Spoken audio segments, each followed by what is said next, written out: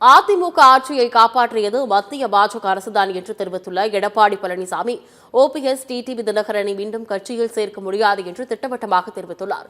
Chennai D நகரில் அதிமுக சார்பில் அண்ணா பிறந்தநாள் பொதுக்கூட்டம் நடைபெற்றது. இதில் கலந்து கொண்டு பேசிய அதிமுக பொதுச் செயலாளர் எடப்பாடி பழனிசாமி திமுக அரசை கடுமையாக சாடினார். அதிமுக ஆட்சியின் சாதனைகளையும் அவர் பட்டியலிட்டார். மத்தியில் உள்ளவர்கள் யாரும் நம்மை அச்சுறுத்தவில்லை என்று குறிப்பிட்ட அவர், சிலர் ஜெயலலிதா மறைவிற்கு பிறகு ஆட்சியை கலைக்க நினைத்தபோது அதிமுக ஆட்சியை காப்பாற்றியது மத்தியில் உள்ளவர்கள்தான் என்று தெரிவித்தார். தன்னை யாரும் மிரட்ட முடியாது என்று தெரிவித்த எடப்பாடி பழனிசாமி, ஓபிஎஸ் டிடிவி தினகரனை மீண்டும் கட்சியில் சேர்க்க முடியாது என்று திட்டவட்டமாக தெரிவித்துள்ளார்.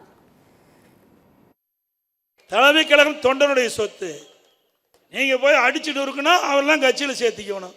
ஆட்சி கவிழ்ப்பதற்கு 18 பேரை கடத்திட்டு போனீங்க எம்எல்ஏ, அவர்களை கட்சியில் சேர்க்க. இதையெல்லாம் யார் ஏற்றுக்கொள்வது? யாரும் நமக்கு எந்த அச்சுறுத்தலும் கொடுக்கலை. நமக்கு நன்மைதான் செய்தார்கள்.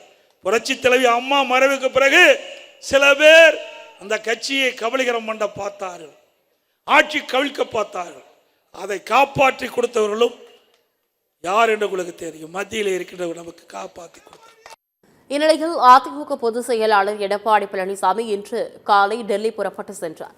டெல்லி செல்லும் எடப்பாடி பழனிசாமி குடியரசு துணைத் தலைவராக பொறுப்பேற்றுள்ள CP ராதாகிருஷ்ணனை சந்தித்து வாழ்த்து தெரிவிக்க உள்ளார். மேலும் மத்திய அமைச்சர் அமித்ஷாவையும் சந்தித்து எடப்பாடி பழனிசாமி பேச உள்ளார்.